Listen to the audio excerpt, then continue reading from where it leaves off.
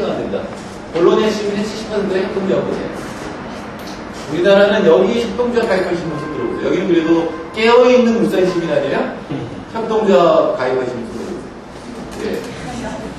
네. 생협 협동조합 한두 명, 20명밖에 안 되지만, 볼로냐는 70% 협동조합이에요. 한두 개에 다 가입돼. 사회적 경제의 핵심은 협동조합입니다. 그러니까 지금 요새 생겨난 새로운 형태인 사회적 기업이고, 일반 자본주의적 기업하고 다른 것은 수익성도 물론 추구합니다. 수익성도 추구하지만 또 한편으로는 멤버들의 복지, 그러니까 사회적 목표를 추구하는 것이 협동조합입니다. 원리는 경쟁이 아니라 연대입니다.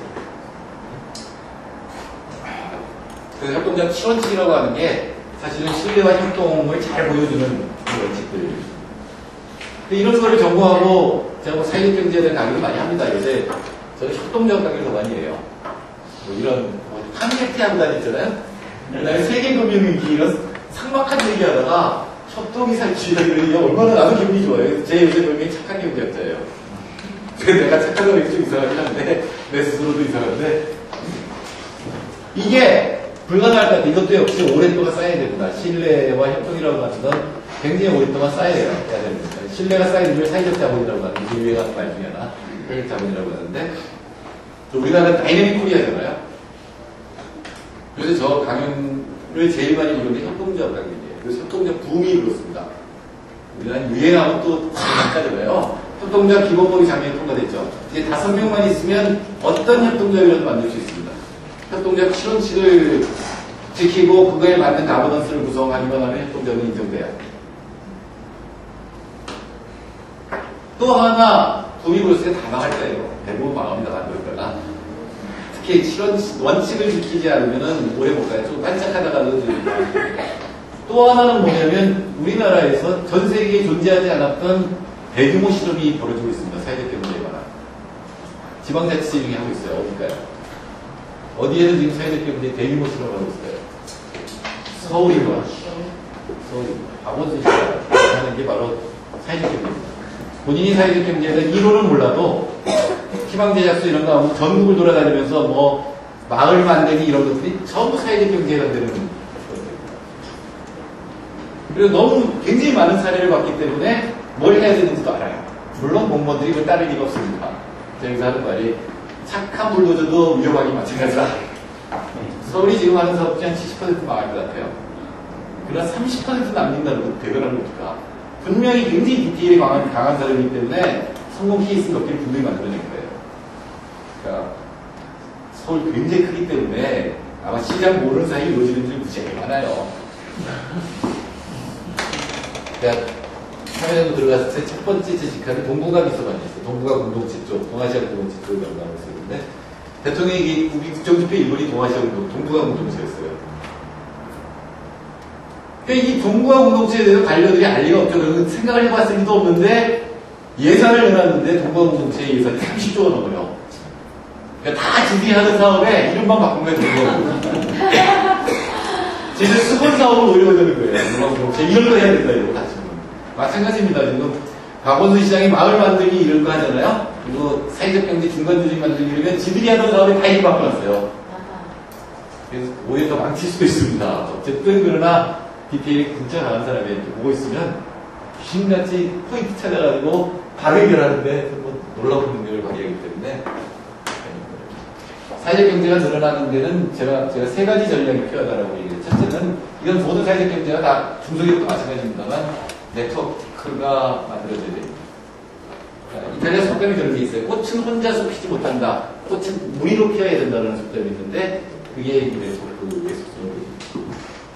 실제로 협동조합과 이건 뭐 수학으로 그림을 그려봐도 그렇고 실제로 그렇고 현실에도 그런데 어떤 네트워크에 소속된 협동조합의 수와 협동조합의 생산성을 그려보면 이런 그래프가 나타납니다. 이런 그래프는 경제에서 굉장히 많이 나타나는 거예요. 어느 정도 숫자가 늘어나서 그게 네트워크가 되면 이른바 시너지 효과가 생기기 시작하는 거죠. 효율성이 올라가서 쭉 올라가는 상태가 온다는 거예요. 우리나라는 지금 이쯤 있죠. 그러니 이걸 갖다 크리티컬 매스, 임계치라고 얘기하는데 지금 우리나라는 이걸 만드는 건데 붐이 분다는 건 뭐냐면 이게 순식간에 여기까지 간다는 얘기예요. 문제는 이게 네트워크가 안 돼 있다는 얘기죠. 그냥 막 만들어내고 우리는 네트워크 조직이 없어요. 그런 네트워크가 앞으로 생겨날 건데, 그 생겨지고 그 네트워크가 실제로 작동하게 되면 분명히 이렇게 올라갑니다. 거기다가 중간 조직이라고 하는 지금 자본주의 시장이 굉장히 강조하는 건데, 그런 거가 들어가면 이제 위로 디렉터가 상향 이동을 합니다. 중간 조직이라는 건 쉽게 얘기하면 컨설팅이에요. 중소기업도 제일 어려워하는 게, 물론 기술과 금융의 죽음의 계곡에 먼저 빠지지만, 빠졌을 때 뭔가 도와줄 사람이 없는, 어디다 물어볼 데가 없는 거거든요. 협동조합은 더욱더 그렇습니다. 그래서 이런 마을 만들기의 어떤 컨설팅이라든가, 기술적, 금융적 이런 컨설팅이 필요한데, 그런 것도 생기면 확 올라올 수 있습니다. 네트워크의 힘을 보여주는 게 이런 거예요. 사회적 기업이 엄청나게 생겼죠. 지난 지자체 선거나 지난 대선을 보면은 전부 직업은 사회적 기업으로 만든다는 거예요. 일자리를.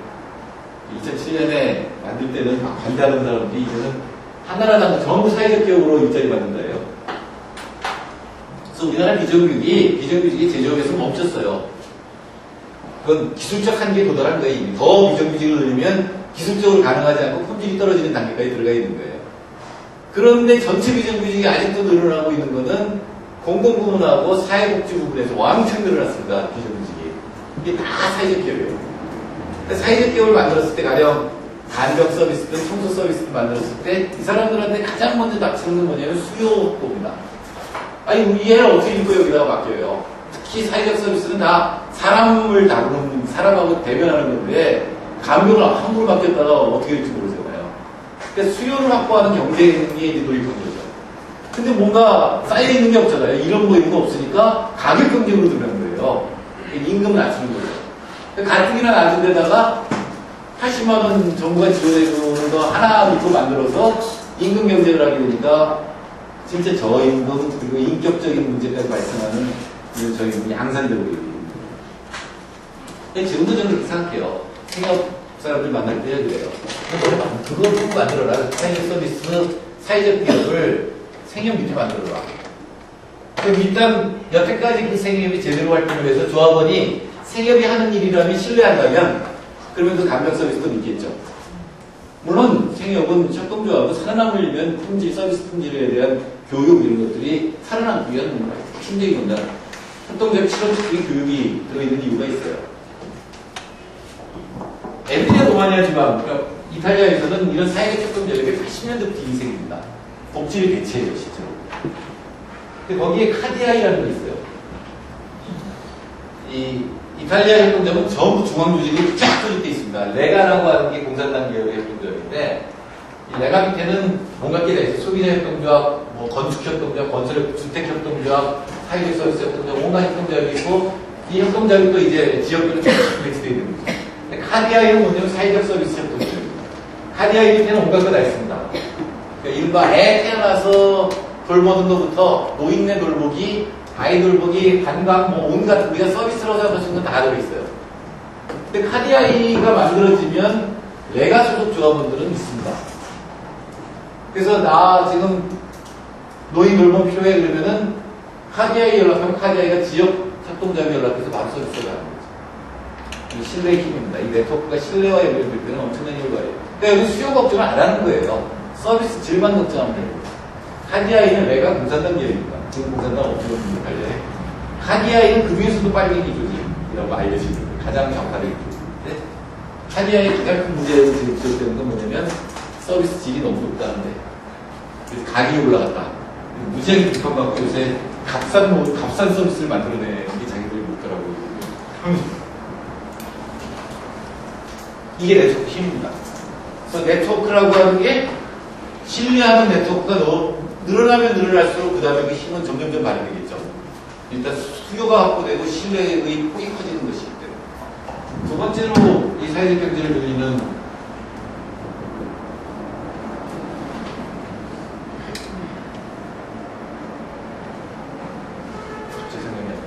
저 요새 술 끊었어요. 40일 끊었기 때문에 이건 알코올성 치매는 아닙니다.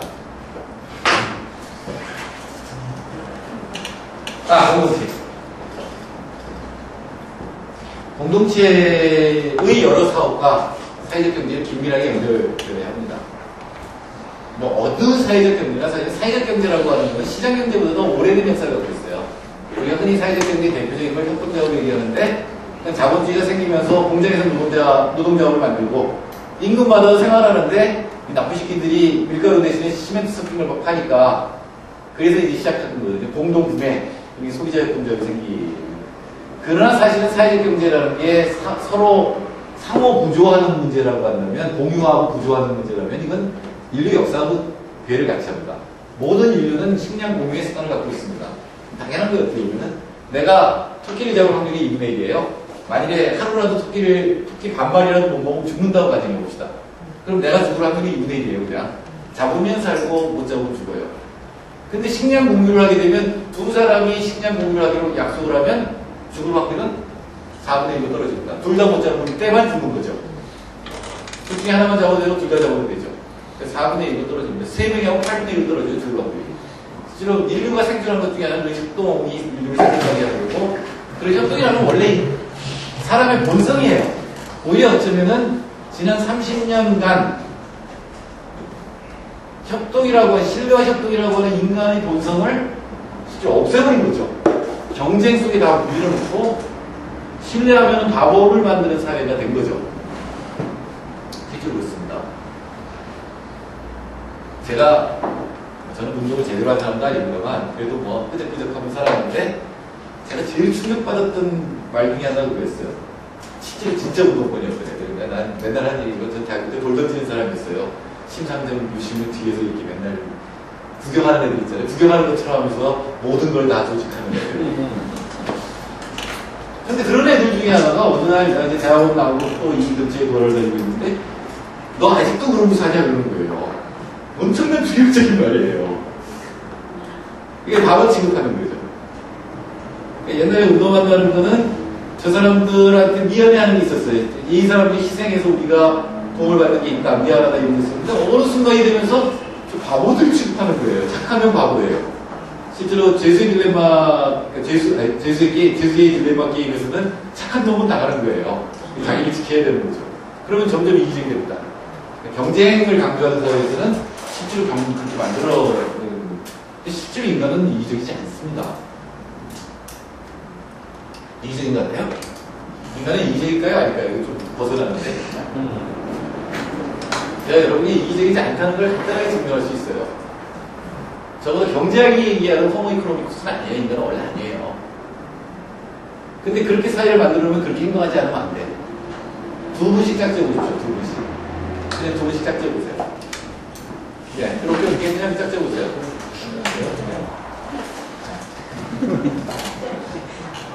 짝지었어요? 한 분은 A고 한 분은 B입니다. 네, 이거 아시는 분도 있을 거예요. 노 선생님이 모르시면 그게 좋으신 거예요. 하늘에서 만원이 떨어졌습니다. 노 선생님 오늘 안 좋으시네요. 여태까지 노 선생님 다 졸았어요. 제가.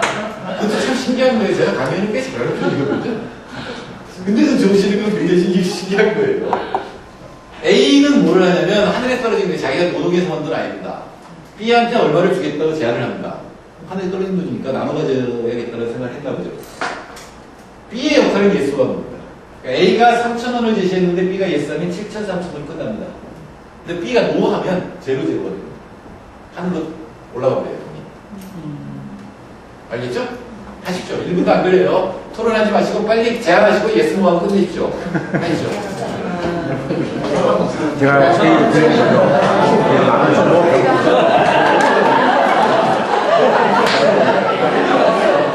똑같이 있는데 노에서 제로제로 된 점수 들어보죠. 한팀인데요. 얼마 제안하셨는데 노하셨나요? 누가 2,000원 제안하셨어요? 제가요. 잘하셨습니다. 그럼 노 잘하셨습니다. 왜 노하셨어요? 2,000원이면 2,000원 받는 게 더 이익인데. 4,000원은 내야지 싶으면. 자, 1,000원, 9,000원으로 끝난 팀이 있습니까? 1,000원 했는데 예스한 팀. 누가 1,000원 했는데 예스했어요? 9,000원 했는데 9,000원을 제안하셨어요? 너무 착한 경우야. 이런 경우 바보 같은 경우야. 9,000원을 제안하면 노하는 경우는 꽤 나오는 데가 있어요. 그 부족은 선물을 하려고 굉장히 노력을 해요. 근데 선물을 받으면 내가 너보다 못한 사람이라는 걸 인정하는 거예요. 그러니까 5,000원 이상을 제한하고 그걸 노하는 거예요. 그 부족은. 여기서 뭐 했으면 이제 미기 부족이 되는 뻔했어요. 2,000원, 8,000원, 3,000원, 7,000원, 4,000원, 6,000원. 또 안 나와요? 5,000원, 5,000원. 네, 대부분이 이거 5,000원 이상? 없죠. 근데 이 게임에 A와 B가 다 우리가 상상하는, 경쟁이 상상하는 대로 이제 인간이라면 답은 이루어집니다. B 입장에서 본다면 노함은 0원이죠. 0과 1 중에 물질적인 이익을 추구하는 이익적인 인간이라면 이걸 받아들이겠죠. 이론이 더 크니까. 근데 그거 사실 A는 알고 있어요. 그러니까 이론을 제안해서 받게 하고 자기는 최대의 이익을 구하는 거죠. 가 경제학의 답입니다. 그러나 이렇게 된 경우는 단 한 번도 안 나왔습니다. 이게 주로 대학생을 상대로 해요. 실험하기 좋으니까. 이거는 피어통적 게임이라는 이름으로 이제는 10,000번 이상의 행진입니다. 근데 답은 여태까지 대부분은 4,000원에서 5,000원 나왔습니다. 스탠포드나 하버드 같은 세계 최고의 대학원생들을 상대로 해도 이 답은 안 나옵니다. 이런 제시하면 당연히 뭐하죠? 열받지. 열받죠. 굉장히 중요합니다. 그래서 여기서 너 죽고 나 죽자예요. 그 노했을 때 심정은 뭐였냐면 나쁜 놈이라는 거예요. 언페어하다는 거예요. 언페어. 그 물어보거든요. 노한 사람한테 물어보면 페어하지 않다는 겁니다. 공정하지 않다. 그래서 두 개가 여기서 경제자들이 행동경제를 하는 사람들이 두 개를 얘기는 하나는 남을 생각한다. 사람은 이거 당연한 거죠. 사람이 남을 안 생각하고 어떻게 살아요. 경제학적인 인간은 남을 생각하지 않습니다. 이제 여기 이제 나이 지그시 드신 분들은 이제 사익감과 며느리감을 고를 텐데 절대로 경제학과 경영학과는 고르지 마십시오. 굳이 그런 애가 오면 성적을 보세요. 그래서 성적이 좋으면 고르면 안 됩니다. 성적이 밑에 기었다 그러면 걔 경제학과 나와도 괜찮아요. 실제 훈련을 받거든요. 경제학과 하는 사람들은 이기적으로 행동하는 훈련을 받아요. 그래서 알게 모르게 되어 있어요. 실제로 경제학과 애들이 제한하는 게 적어요. 또 받아들이는 것도 적어요. 그러니까 3,000원 제한하고 그걸 받아들여야 된다고 해요. 0보다 3,000이 받으니까. 그 사실을 아니까 작게 제한하는 거예요. 경제적으로. 그러나 제로 이론은 안 합니다. 두 번째는 뭐냐면 이게 중요한데 응징을 합니다. 응징의 기준은 뭐냐면 언페어였어요. 공정하지 않을 땐 너 죽고 나 죽자예요. 즉 손해를 보더라도 응징하는데 이게 굉장히 중요한 겁니다. 사람은 손해를 보더라도 응징하는 성향을 갖고 있고 이게 없으면 협동이라는 게 일어나지 않아요. 협동이라는 게 일어나지 않습니다. 이 두 개를 합쳐서 상호성이라고 합니다. 리시프라스트라고 얘기하는데 상호성이라는 건데 제가 이 공부를 굉장히 오래 했어요. 생물학 수학 막 갖고 했는데 어느 날 이제 다 할 것 같아요. 오늘 그 얘기하는 때는 아니니까 그 얘기 안 합니다. 근데 오늘 문득 깨달았어요. 아무것도 아니잖아. 이 지혜예요. 그냥 사람 사는 지혜예요. 근데 왜 이거를 나는 이렇게 열심히 공부해서 깨달아야 될까? 상호성이라는 게 뭐냐면 결국은 나한테 잘해주는 사람한테는 잘해주고 나쁘게 하는 사람한테는 나쁘게 대한다예요. 뻔한 거잖아요. 근데 나는 왜 이렇게 복잡하게 이걸 공부해서 겨우 이해했을까? 경제학을 공부했기 때문에 그래요. 경제학은 이기적이라고 배웠거든요. 그리고 그게 문제는 지난 30년간 그 원리에 따라 사회를 조직하고 자꾸 만들어냈어요. 그렇게 행동해야 이익을 볼 수 있도록 사회를 만들어버리면 실제로 그렇게 행동합니다. 사람이. 그럼 뭐 합니다. 그게 폴란이 얘기예요. 제가 처음에 얘기한 사회를 사람이 이기적이라고 생각하고 경쟁으로 다 조직해놓으면 그 사회는 찢어져 버립니다.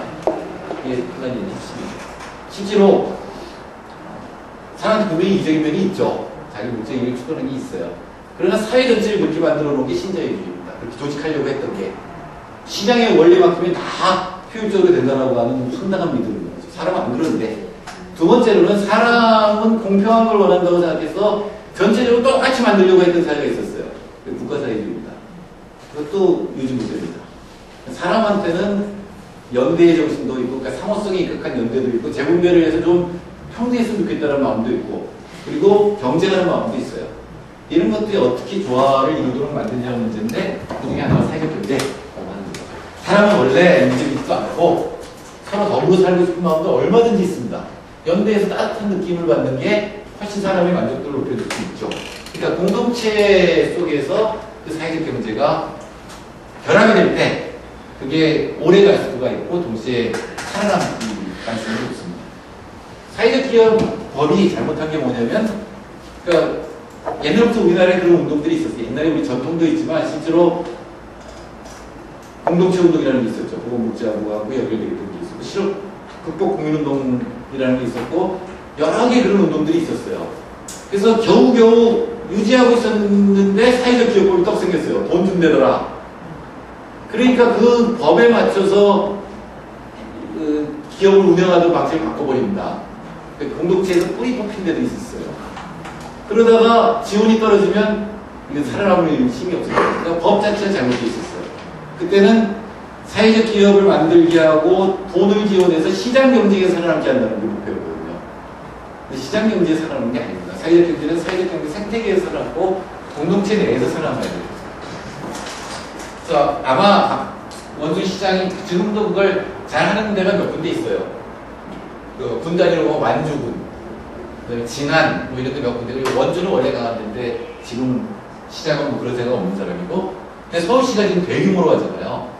그렇기 때문에 분명히 모델 케이스 같은 걸 만들어낼 수 있습니다. 세 번째는 제가 네트워크, 그다음 공동체, 그다음 세 번째 뭐냐면 복지하고 연결되는 겁니다.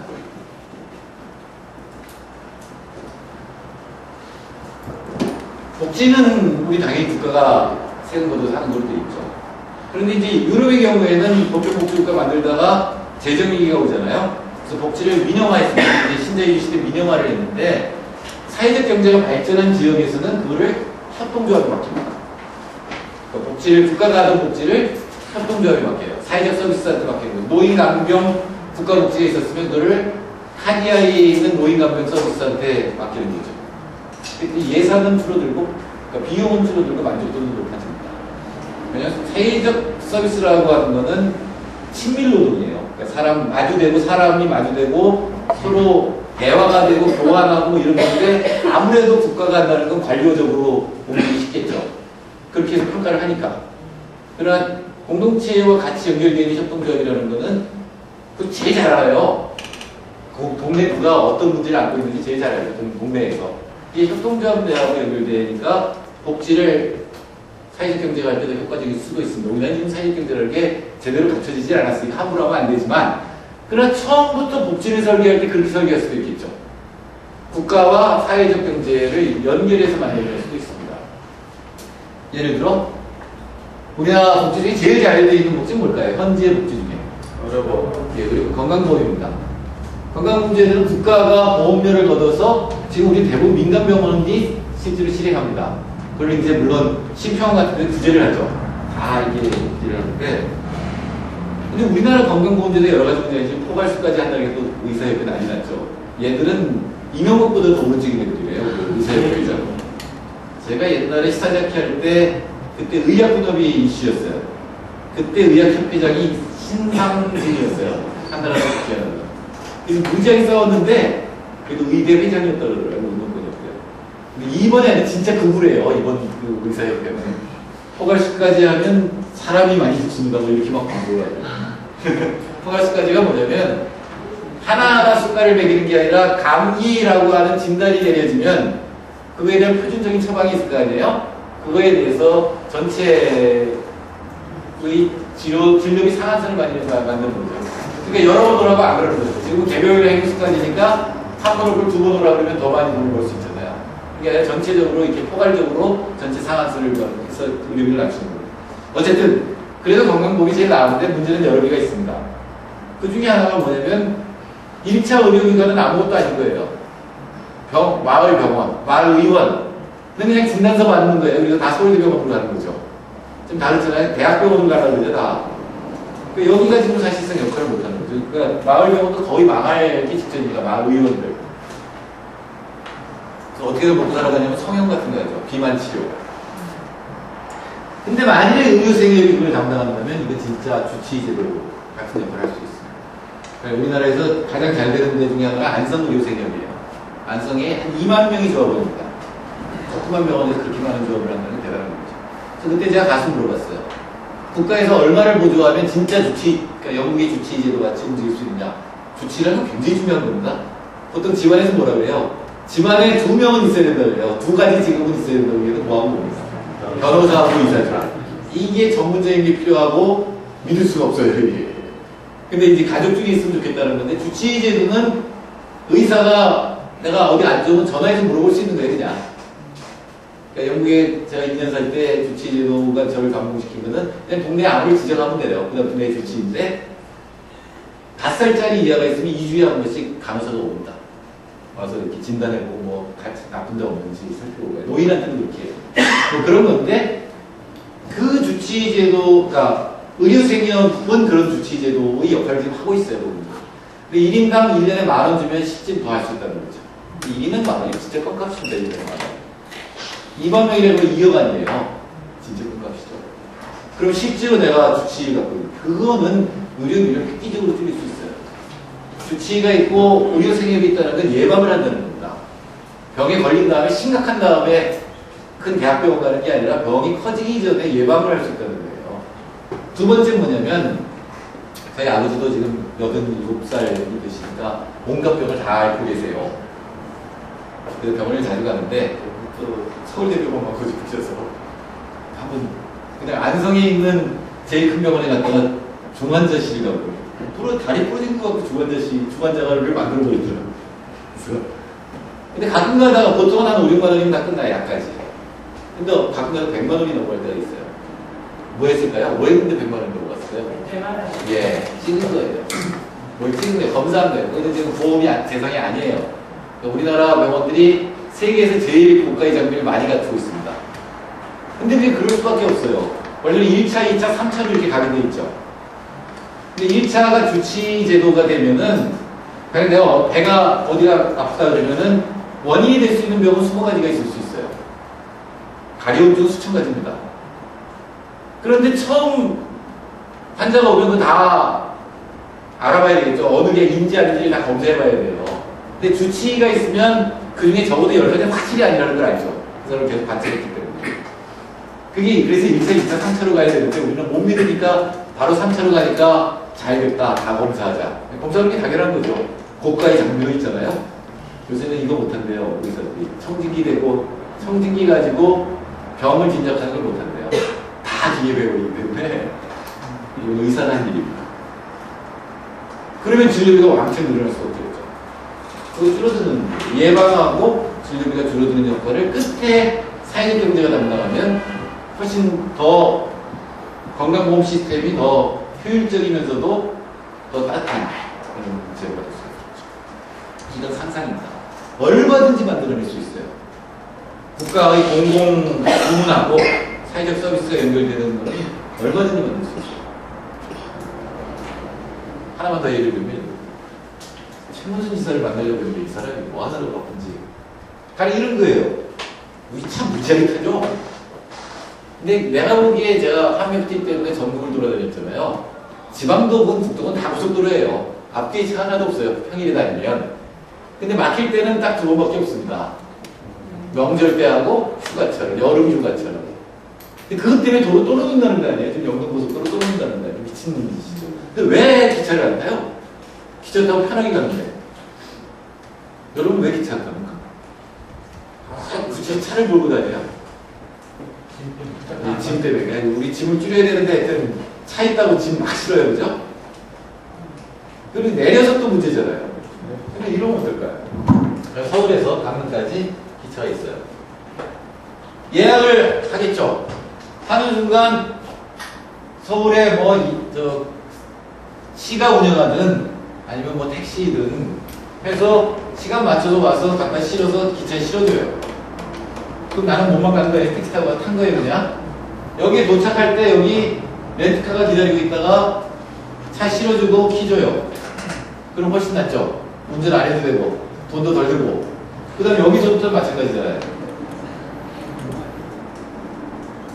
이거는 그 시나 군이 렌트카 회사를 운영하면 되는 거 아니에요.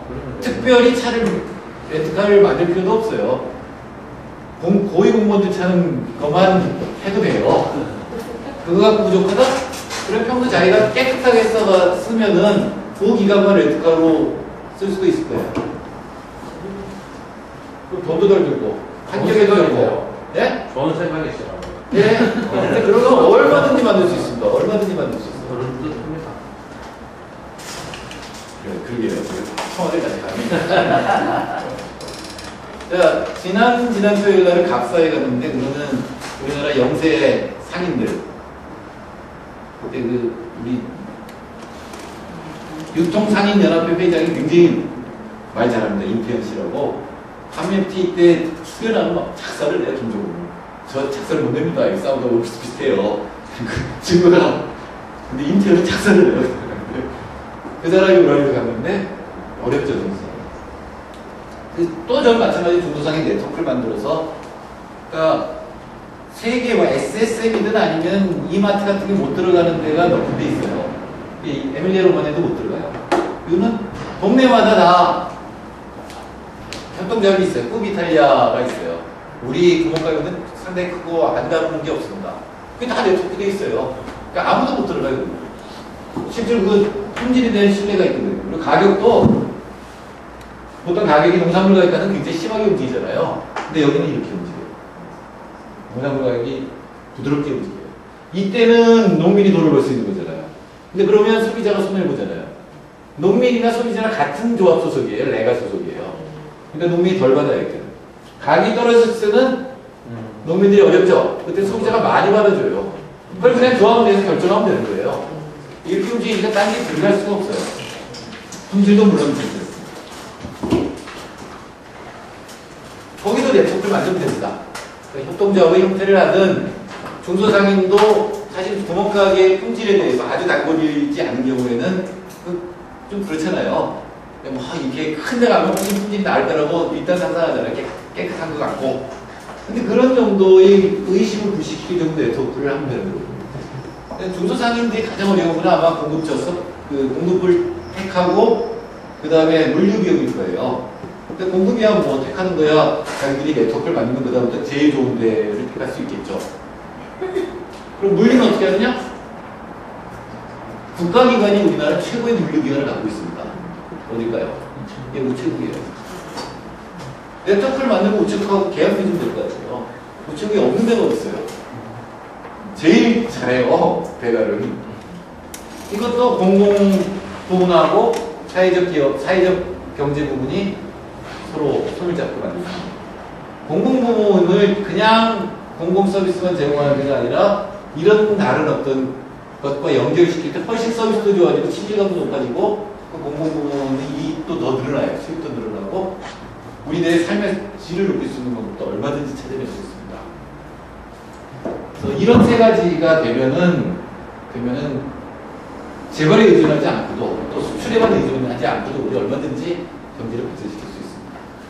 그럴 수 있는 아무래도 지금 그게 될까 이런 생각을 하신다 해서 그렇고 근데 그렇게 될 수밖에 없는 이유가 될 수 있는 이유는 뭐냐면 동아시아예요.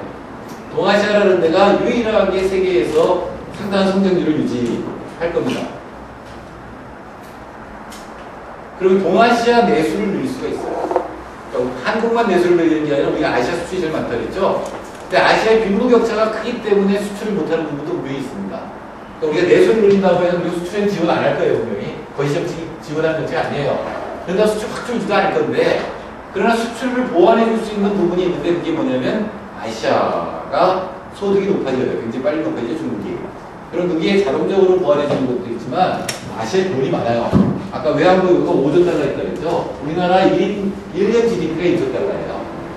우리나라 1년 내내 생산한 게 5배 되는 거를 그냥 금고 안에 넣어놓고 있어요, 아시아 국가들이. 중국이 3조 5천억 달러, 우리가 한 4천억 달러, 일본이 한 1조 좀 넘고, 대만도 우리랑 비슷하고. 뭐, 네 나라만. 근데 이거는 오로지 외환위기들이 갖고 있는 거예요. 물론 수출이 많이 돼서 쌓인 것도 있는데, 쓰면 되는 돈인데, 이거 막 안 쓰고 있을 이유가 없는 거예요. 외환위기는 2조에서 3조 달러면 막습니다. 전 세계 돈이 한꺼번에 몰려와도 막을 수 있어요, 이게. 그럼 나머지는 남는 돈이잖아요, 2, 3조 달러는. 쓰면 되죠. 영내에 못 사는데, 우리나라는 이제 더 이상 도로 놓으면 안 되지만, 북한에는 도로 놓을 때가 특수입니다. 북한 철도, 기차속도 몇 킬로나 될 것 같아요? 30km. 일제시대 도로 그대로, 철도 그대로 있어요. 그거 갖고는 철도 연결해도 다니지를 못해요. 그런 투자를 할 때가 얼마든지 있잖아요. 중국 내륙도 있고, 몽골도 있고, 그래서 아시아의 그런 것들이 높아져서 아시아의 내 소득이 상당히 평균해지지 않으면 공동체 못 만들어요. 아까 얘기한 유럽 경우가 그래요. 그 상당히 비슷한데도 격차가 나면은 그 안에서 문제 생깁니다. 그래서 못 사는 나라들이 훨씬 빠른 속도로 올라갈 때 수요가 늘어나겠죠. 역내 수요가 늘어나요. 두 번째는 중국은 그걸 알아요. 제가 7년 전에, 8년 전에 비서관으로 가서 중국 사람이랑 제가 차관급이었기 때문에 가면 차관을 만나요. 근데 제가 제일 어렸습니다. 참여정부 그래서 제일 어린 사람이었는데 근데 가면 나보다는 더 젊은 사람 같아요. 이 새끼들이 나를 우습게 알고 중국 큰 나라니까 가장 큰 내부가 아니야. 이 사람들 걔들이 진짜 차관급이었어요. 걔들이 이른바 태자당 애들이었어요. 나중에 중국 정보기관에 들었는데 태자당은 40대 차관이 안 되면 아웃이에요. 이번에 버시라기도 문제되고 한 그런 거예요. 근데 얘들은 다 미국 유학 갔다 오게 돼요. 우리나라에서 미국 유학 갔다 오면 이제 거기 압도당하는데 얘들은 미국 우습게 하다가 경제는 다 배워왔고 미국이 얼마나 우스운지도 받고 자신 있고 막 이러니까 얘들이 무서워요. 사실. 이제 그 다음 7년 지났잖아요. 다음 기는 걔들이 장관급인 거예요. 시진다오하고 그 다음 지금 누구죠?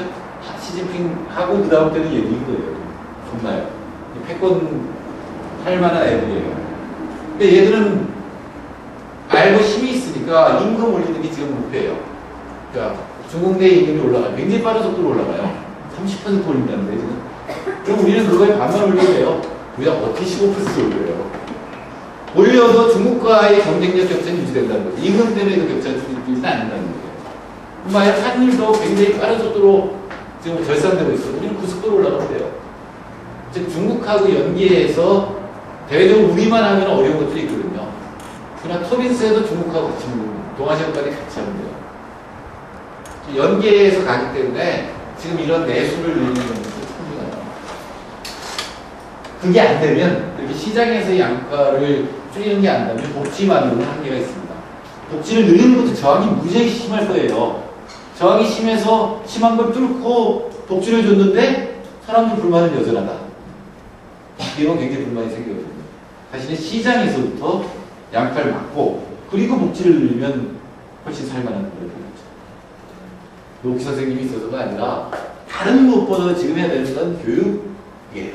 교육개혁이에요. 교육은 지금 아이들 죽이는 겁니다. 근데 우리가 전부 거기에 입주하고 있어요.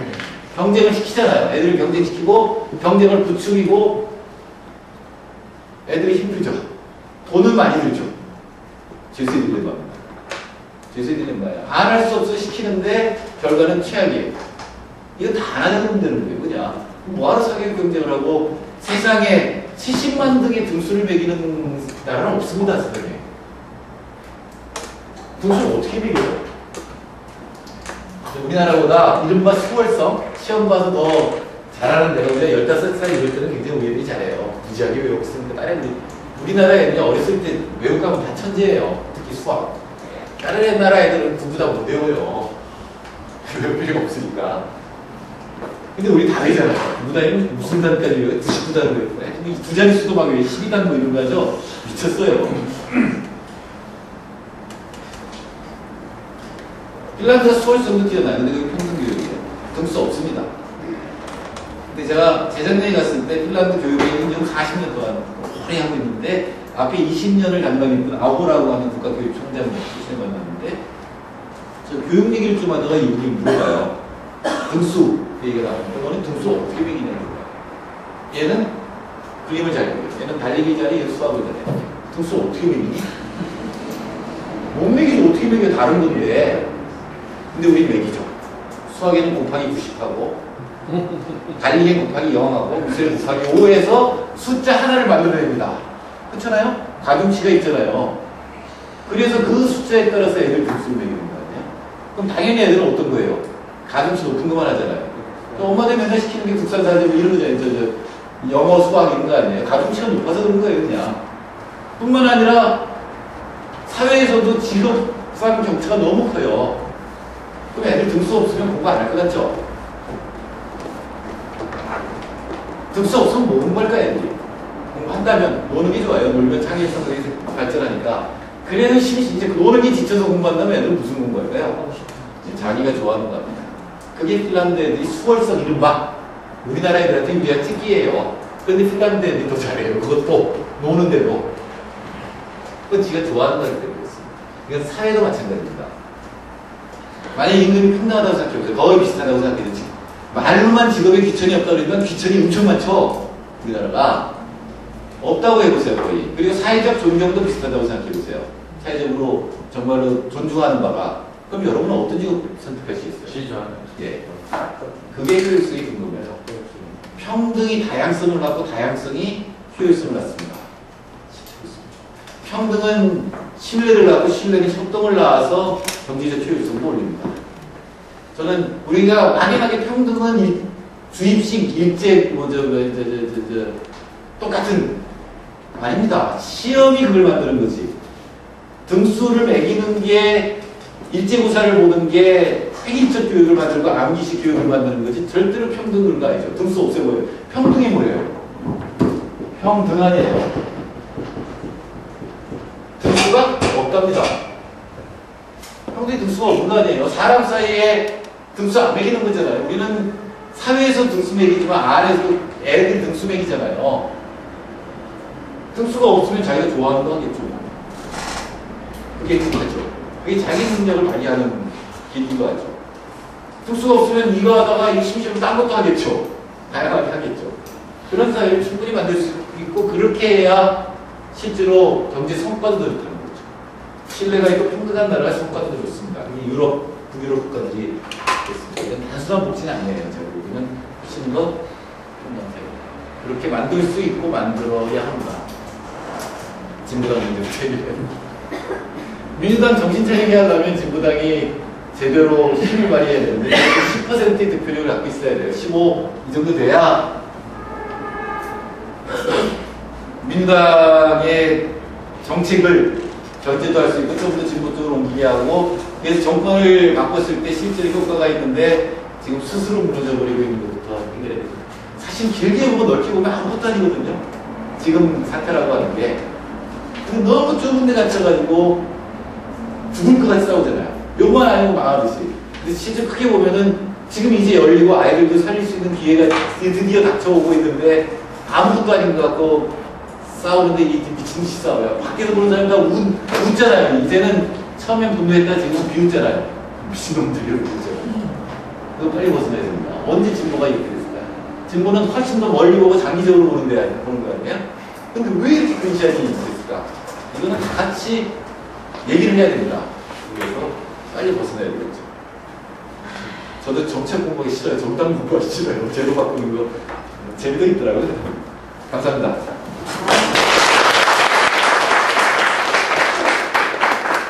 재미없지만 리셋코리아 꼭 사서 보십시오. 600페이지를 제가 지금 다 요약해서 멀리 쏘셨는데요. 좋은 강의 해주신 우리 정태인 원장에게 더 힘찬 박수 좀 부탁드리겠습니다. 정말 많은 이야기를 하셨기 때문에 지금 정리가 잘 안 되시죠? 그죠? 네. 책 사서 보세요. 그러면 다 정리가 잘 될 수 있으니 문자 한번 보는 게 시각이 참 중요합니다. 사서 보시고요. 질문할 건데 잠깐 그 전에 공지 하나만 좀 할 수 있도록 하겠습니다.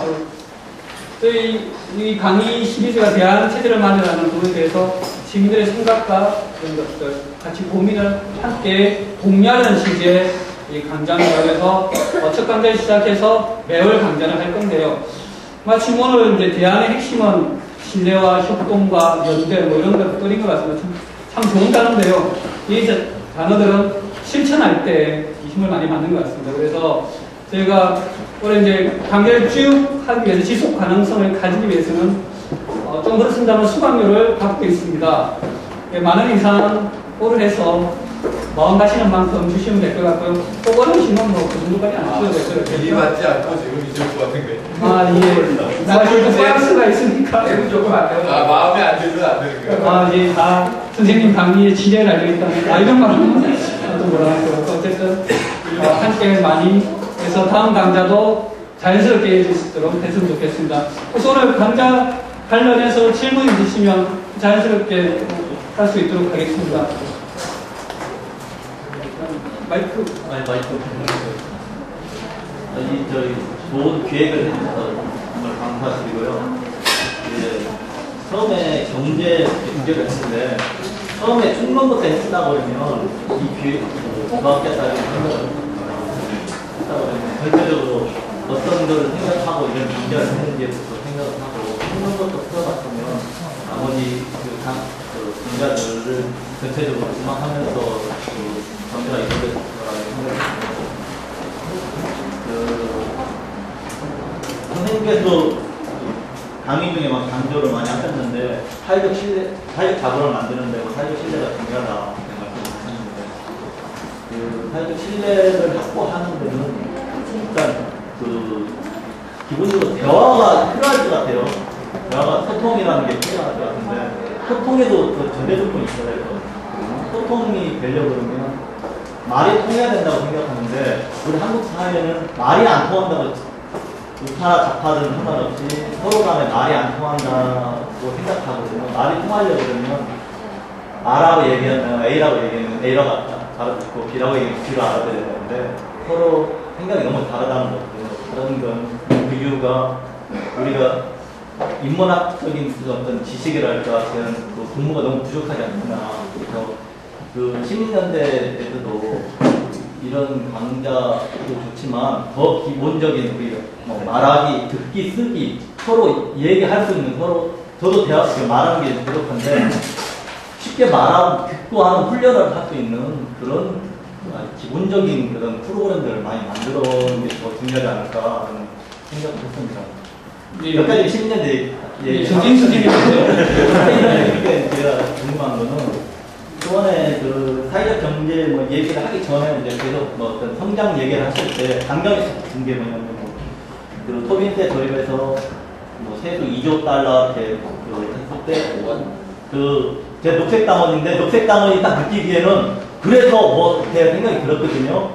그 2조 달러를 그 많은 돈을 해가지고 소비를 한다 그러면 이 지구가 얼마만큼 이렇게 그 파괴될 것인가라는 생각을 언뜻 했어요.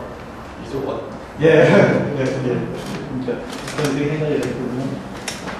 네, 그래서 이제 그런 강감이 강의를 좀 들으면서 사회적 경제 이런 거를 얘기하면서 좀 그런 감감이 좀 들었는데 사회적 경제 하면서 이런 생각을 했어요. 그러니까 사회적 경제를 이루는데 반대되는 게 뭐가 있을까 생각이 들으니까 무임승차 이런 것들이 좀 제약이 될 것 같다 이런 생각이 들거든요. 그 다음에 그런 네트워크를 구성해가지고 사회적 경제, 사회적 기업을 만드는데 의사 결정을 어떻게 할 거냐, 투명하게 어떻게 할 것이냐 이런 것들을 어떻게 풀어나가야 잘 함으로써 이게 사회적 기업이나 사회적 경제가 활성화될 것 같은데 네. 이런 거는 어떻게 해야 되나요? 예.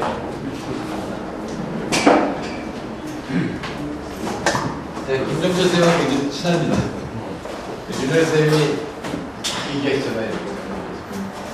네, 김정철 선생님 얘기에 다 동의하는데 이거 페이스북에 쓴 거예요. 윤열 선생님한테 그렇게 하면 성장률 올라갑니다, 선생님. 진짜입니다. 그래서 성장률이 올라갑니다. 성장률이 올라간다는 게 나쁜 건 아니에요. 성장률이 얼마나 자연자원을 많이 낭비하지 않고 성장률이 올라가면 좋은 거죠. 사람들의 삶이 풍족해지는 거니까. 그쪽에 있습니다. 그리고 아까 말씀하신 대로 무임승차가 언제나 가장 큰 문제입니다. 협동에서 무임승차가 가장 큰 문제. 한 사람이 서로, 그러니까 우리나라, 그거가 다 사회적 딜레마가 그런 건데, 경제학이라는 게 이기적인간이 모든 걸 해결한다는 게 뭐냐면 시장이 그걸 해준다는 거거든요. 인간이 이기적으로 행동해도 시장이 가격에 의해서 조정해서 사회적으로 가장 바람직한 상태를 만들어준다는 게 시장 논리입니다. 아담 스미스가 얘기하는 건데 혁명적이죠. 근데 이 사회적 딜레마라는 건 뭐냐면은 이기적으로 행동해서 사회적으로 바람직하지 않은 거죠. 그러니까 이기적인 인간은 절대 해결할 수 없는 문제를 사회적 딜레마라고 하는 거죠. 굉장히 많아요. 우리 주위에 다 사회적 딜레마라고 하거든요. 팀 생산하는 게 다 사회적 딜레마. 팀을 이뤄서 뭔가는 건 다 사회적 딜레마예요. 다 열심히 하면 혼자 안 하면 그리고 이익은 공유한다 그러면은 다 하라고 되겠죠. 그럼 마음이 실제로 알면 그렇지도 않아요. 그래서 이 사회적 딜레마를 해결하는 게 협동인데 협동이 이루어지게 하는 건 무임승차를 막는 장치를 만들어내는 거나 마찬가지입니다. 그걸 갖다 굉장히 엄격한 제도를 만들 수도 있고 아니면 사회 규범이 그렇게 될 수도 있어요. 그래서 그걸 생물학자나 경제학자, 요새는 경제학자까지 해서 5가지 규칙을 찾아낸 게 뭐냐면은 혈연 선택, 아까 얘기한 상호성입니다. 직접 상호성, 간접 상호성, 네트워크 상호성, 집단 선택.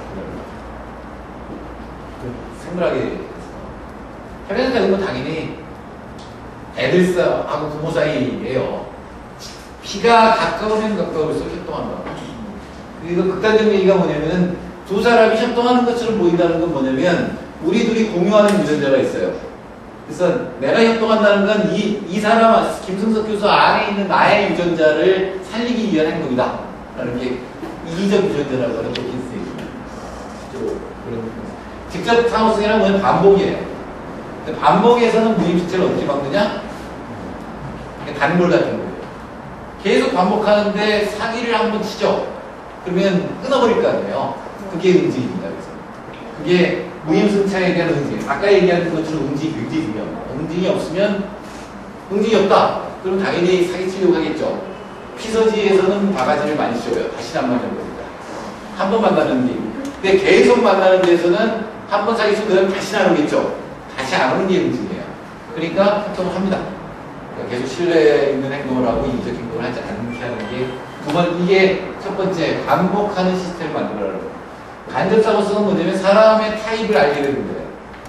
만약에 여러분이 같이 사업을 하면 일을 하는데 어떤 사람은 항상 이기적으로 행동하는 사람이 있죠. 보면 쟤는 이기적이고 어떤 사람이 협동 잘하는 사람이 있으면 되도록이면 이기적인 사람이랑 일을 안 하겠죠.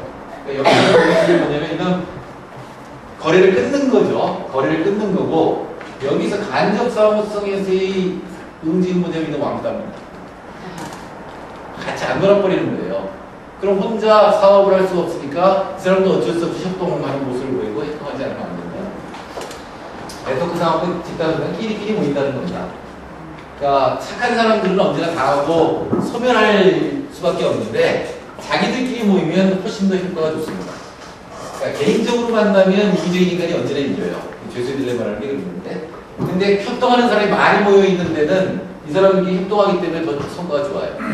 그래서 집단적으로는 협동하는 쪽이 이겨서 인류의 협동이 살아남고 신뢰가 살아남고 이런 게 계속되면은 어떤 사회에서는 그게 사회 규범이 됩니다.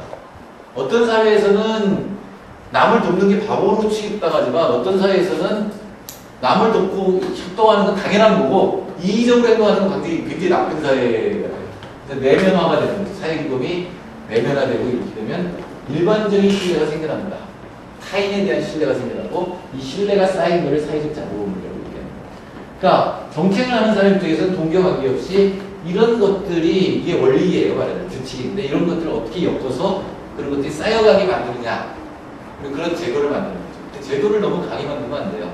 사람들이 도덕적 규범을 없애버립니다. 오히려 물질적 인센티브를 강조하면은 오히려 없애버립니다. 그래서 이런 것들이 하나 더 강조하면 집단 경쟁이라는 게 항상 협동을 촉진해요. 집단끼리 경쟁하다 보면 리더를 만들면 협동합니다. 근데 굉장히 위험한 거는 집단 경쟁에 의한 협동이 촉진되고 신뢰가 촉진되는 거는 굉장히 위험할 수 있어요. 집단 내 규범이 보편적이고 집단이 개방적이고 그리고 집단 내의 구성원이 다양하지 않으면 굉장히 위험할 수 있어요. 제일 협동을 잘하는 데는 마피아 같은 개인입니다. 그 집단이 똘똘 뭉치잖아요.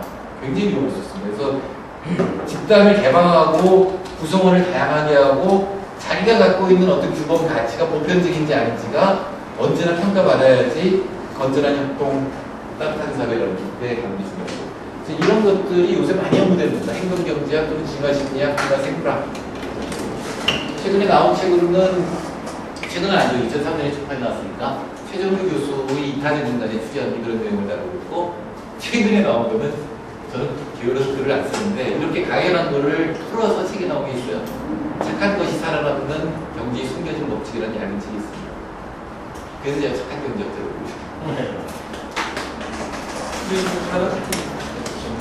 먼저 간단하게 새로운 정권이 어떤 정권에 쓰는 남북 관계 경제 교류라든지 이런 것은 좀 당연히 좀 확대돼야 될 것 같은데 지금 문제 어떤 걸림도 있고 또 어떤 것들이 좀 제거가 되든지 하면은 좀 더 활성화될 것인지 네. 그래서 그런 부분에 대해서 지금 차후에 누가 뭐 어떤 정권에 서든지 간에 제어이라든지 이런 게 있으면 고민하는 게 있으면 근데 남북관계는 사실 핵정책이 지금까지 나온 가장 현실적인 방식입니다. 지금 뭐냐면은 오늘 시간이 안 되니까 게임으로 얘기하면은 이명박 정부가 쓴 정책은 반복 교수비를 말하는 거예요. 이 상호성이 같은 겁니다. 자, 북한이 잘하면 나도 잘해주고 북한이 나쁘게 하면 나도 응징을 한다는 거죠. 근데 이 전략의 맹점은 뭐냐면 한 번 응징으로 들어가면 계속 간다는 거예요.